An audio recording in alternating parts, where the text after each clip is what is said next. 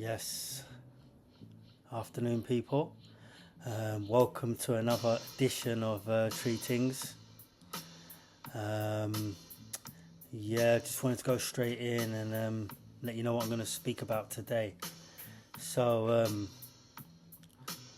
I just got a couple of sort of messages of understanding that I want to make out to certain people and communities, and I want to speak about Deliveroo in particular, just as an example of counterproductive practices that are not in line with what the country and what the electorate is wanting from the government. And I'm going to also deliver what I think the government should do, hypothetically, and then next, that'll be enough. I was going to add something else in, but we'll save it for another time.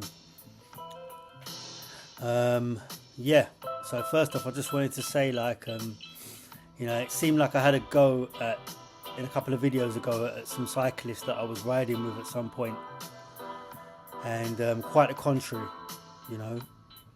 Sometimes it's always a minority that are sort of in the midst that kind of cloud the majority's good work, And I just wanted to say, there were some lovely guys that I met when I was doing that cycling, and I hope they never felt no way by what I was saying, And they were very, very, very courteous, very warm to me, man, very, very good. And in another time, I could tell we're friends, We are friends, and I hope we are still friends, stroke brothers, But yeah, just a big up to the captain of that group. I think I might have got you. It's Yannick, tall, 6'4", 5", nice, friendly guy. You kind of used to give me the impression that I don't know, someone that knows me. Do you know what I mean? Quite well. But who am I to know? So next, I just wanted to say,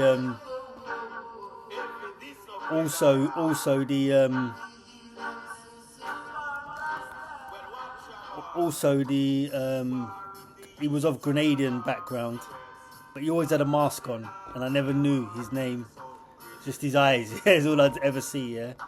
He was good all the way, man. He was with me all the way, and there was a few others as well that came in intermittently, and they were great. So please don't take it in any way. Love, and I appreciate what you've done there.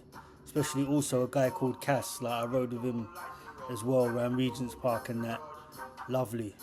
So, don't, sometimes someone might want to have a go at the BBC as an organisation. It doesn't mean every single person, it just means whatever's going on and maybe the actual person, So that's that. Next, out to the Hausa community, or the East African community. I'm not saying what I sort of see online is controlled or anything like that, but a week or so before I made that video, I was saying about not dividing you. So it meant something to me when I made this video, and I did see quite a few. I would say they were Ethiopian Orthodox, and sort of maybe even Eritreans sort of run up or be beside me or whatever, and just especially men, and show me we never took no heart to it, because I realised what are the odds sometimes I get some information come my way that if I just go by what I read and see, I'd be criticising in particular Ethiopia and Eritrea. But I don't know where that comes from, and you can't just point the finger and say it's from another community or whatever, but that's what kind of comes via my eye line quite a lot. So I realised I may have been, I hope I wasn't duped into making that video to make you guys look bad or anything like that. And that was just a video of what someone would do hypothetically that can't do anything, can't get there, can't put their boots on the ground or anyway or have any power, but what they could do from this side of the world in order to make sure a situation's sorted, and you know the government authorities realise the gravitas and realise that we're not going to have it here in the UK, and that's just to help save someone that's, you know, just like me or you, or just exactly like you, but you've got an opportunity to not be in sufferance, and they haven't got that, and it's about giving them equal opportunity, right, wherever they are. Okay, so sorry, the sun's coming in. Yeah, so yeah, I just really wanted to say sorry. Yeah, so I just really wanted to say yeah, so don't please take that in any way, shape or form in a bad way. It was just to highlight an issue that I feel needs highlighting, you know, as I'm sure you'll all agree. Yeah, so that being said, next I wanted to speak about just like, yeah, they keep following me around as well, like just like Deliveroo, man.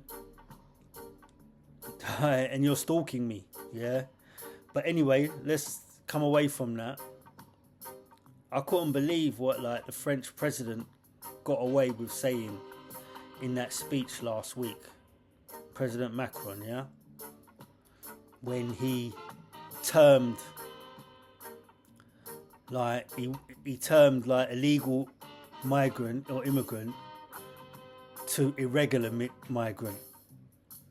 You know, the change in wording to me was like, what's going on here? Because like, what do you mean by that? Like, because I'm thinking like lawfully, if somebody's gone from illegal to irregular, like illegal is like, that's banned, you're not meant to do that, right? But irregular means you're just something different, there's something strange about you or something unique, whatever, you know. What do you mean by that, irregular?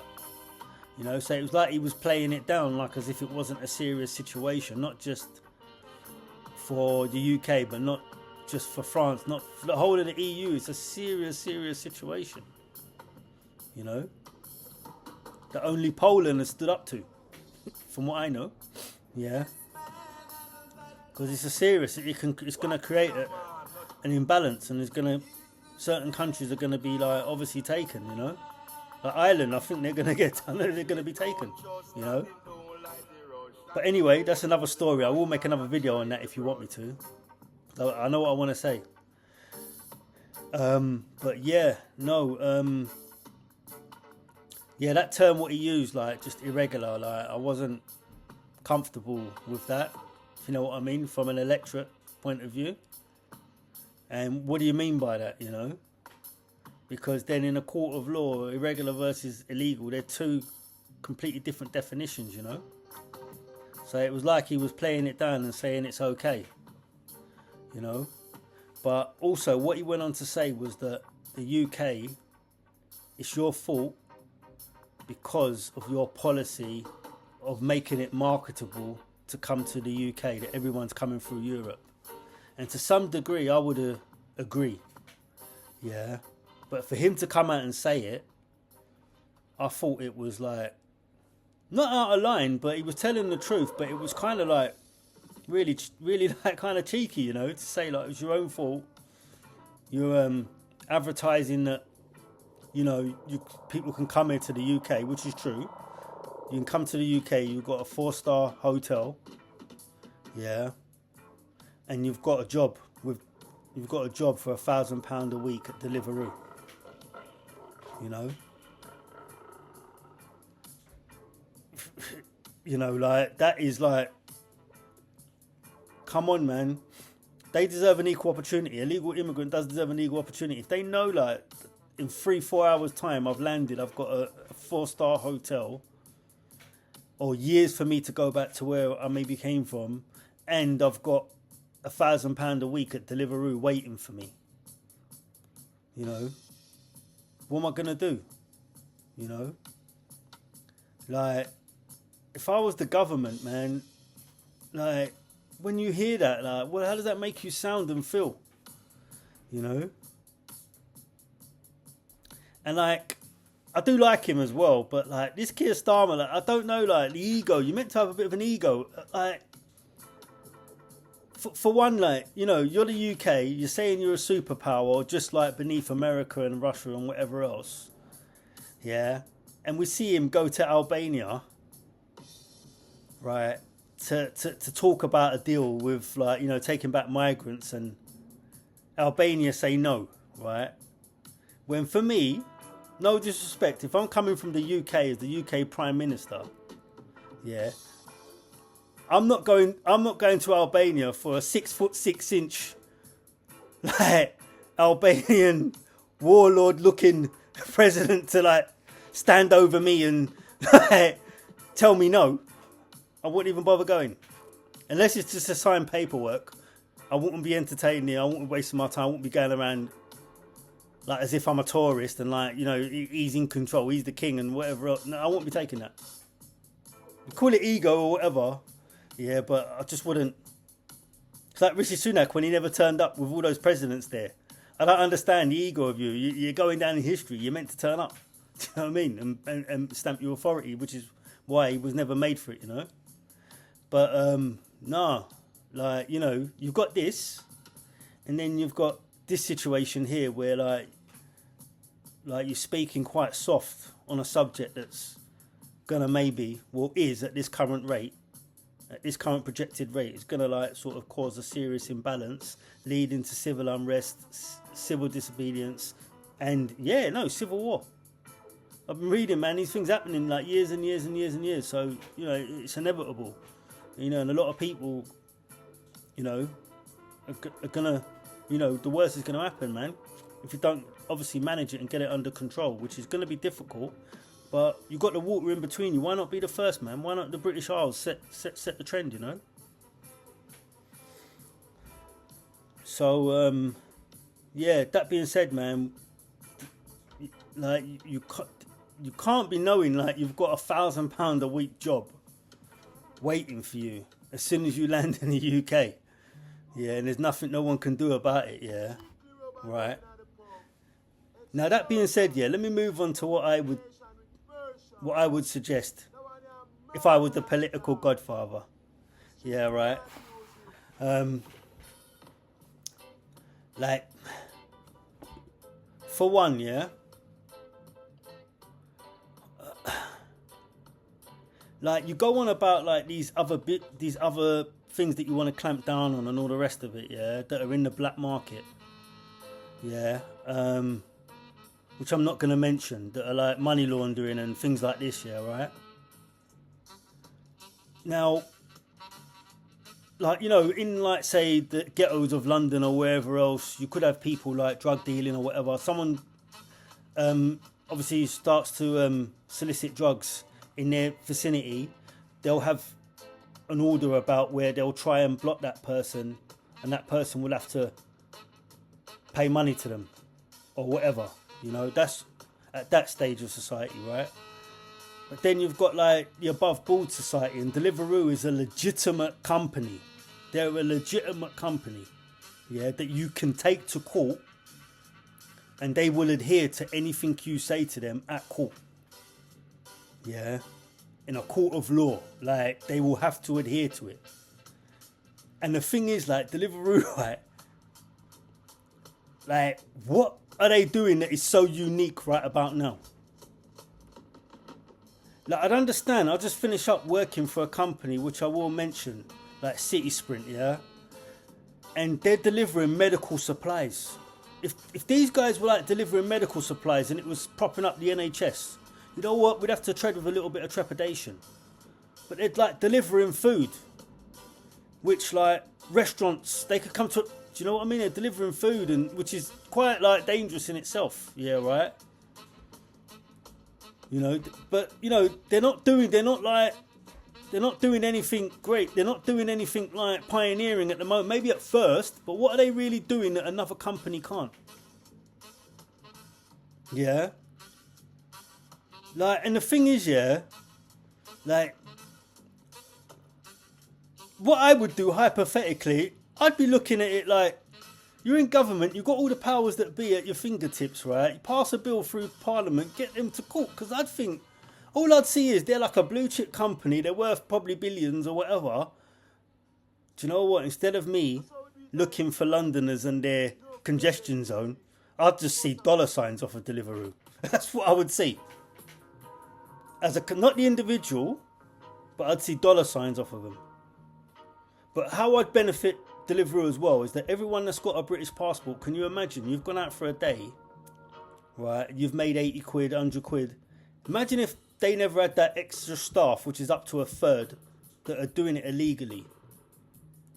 Your multiplier would go up, and that £80 you've got might be 150. So that's how Deliveroo is undercutting you out of money. Yeah, right? Because you would have more work. Those times when I see those Deliveroo drivers sitting dormant for 2-3 hours, you wouldn't be sitting dormant. You'd be like working all the way through, and you'd like make crazy amounts more. Maybe I think potentially double the amount. Yeah, because the demand, yeah? So you're losing out. If you've got a British passport and you've done things fairly, or you're born here and bred here or whatever, you're losing out big time to up to a third of deliveries being like illegal, you know? Right? That being said, you've got the evidence, you've got the proof. I'm thinking like, what's there to lose? Because like, you take them to court, you literally like, you could do it so many different ways. Like you could have like, you could order a meal and a person, you know, has to, you know, show their ID to the person they're delivering the food to. Once they deliver the food, yeah, they have to show ID. If they don't show the right ID or it doesn't correspond, straight on the spot fine to Deliveroo to be paid within whatever amount of time of £1,000. Yeah, and they know they have to pay it or it whatever. You could do that, yeah. You could also like, don't allow them to police themselves, but seriously find them, yeah. Like you could do anything, man, anything, like, you know. And the thing is, right, let's just say Deliveroo's not here tomorrow. All those riders are going to just transfer to another food delivery company. So it's not going to be the massive loss that you think it is, right? And then also their leadership on fat cat wages and six-figure sums, yeah, they're highly employable people. They're going to get a redundancy and they'll be able to go to any other conglomerate with the experience that they've got, or a similar company doing something else, or set up another organisation. You know, it's not a company to feel sorry for in no way, shape or form. You know, it's not a company that's like, do you know what I mean? Like, you know, like it's charity, or they're doing, yes, they may do things that help out the community, charity runs and stuff like that, but it's a profit, greed driven organisation, man. Yeah, if they were delivering, they said those like migrants again were delivering like products that like maybe the OAPs needed, or like, you know, they were like medical, yeah, helping the medical field. Do you know what I'd say? Oh, hang on a minute, yeah, right. But the fact of the matter is, yeah, sorry, yeah, they're not, yeah, they're not doing anything like that, yeah. So I don't understand, like, why like, you're letting them do this, you know? And it's counterproductive, like, it's like you got a leaking bucket, like it's counterproductive against what you're trying to do, like, what you're speaking on. It's like you're sealing up one end, but then you've got water coming out the other end. Like, you've got, like, a company making millions of pounds illegally, yeah, and you can't bring them to book, but then you want to go on and chase these other like black market enterprises that are under the radar, when you've got a company there like that should be like hypothetically and legally easy to take down, easy to like bring to justice, and you won't do it, or you can't do it. If you can't bring Deliveroo to task, I don't think you should start like with like all this other stuff, the county lines, whatever. All this, I don't think you should. They're a legitimate company. You take them to court. They have to play by your rules. Oh, God. I would just see. If I'm a minister and I'm dealing with them, I would just see money signs for the electorate, for the government. That's what I would see. I would get so much money. I'd say, yeah, okay. Right, okay. And I'd have a team of like you got those transport inspectors. I'd just have a team of guys on the spot fines that are like literally have to pay by a certain man, bang, and then just done like that. Yeah. Or I'd get a judgment at court where they literally have to obviously pay certain figures. I'd work out what the third is of people, deliveries of what are illegal, and I would get that back for the people. No way, shape or form. And a little bit more because of the interest, right? That's what I would do with Deliveroo. Because like I couldn't believe like the French president was so nonchalant in what he said. Because what he said, it hurt. Because it was actually true. It was actually true. Yeah, and I can't believe that can be going out in the mainstream. Yeah. It's a humongous heist. That's what it is. It's nothing more than that. It's a heist. Yeah. And you're letting it go. And I'm thinking all that money the government could be getting back off of a company like that that's making so much. You know? And this here, like, if you did it and they still stuck around, it would benefit the UK electorate, make the country a lot more safer, make these people be processed correctly, because they're still human beings and whatever else. But also, on the flip side, anyone that's got a passport or living illegitimate or has got the right to work here, they're going to make much more and be happier. You know? So, I can't believe you can't, like... You need to bring them to book, man. Don't be going on about all these other injustices or whatever. If you can't deal with this, because they're legitimate, you could bring them to court next week. They have to turn up and adhere to exactly what it is that you say. Or go bankrupt and be asset and take the asset and asset strip them.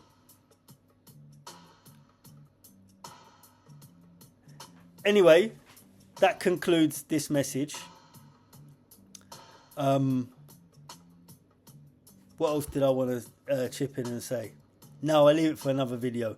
Anyway, I hope this message reaches you well. Yep.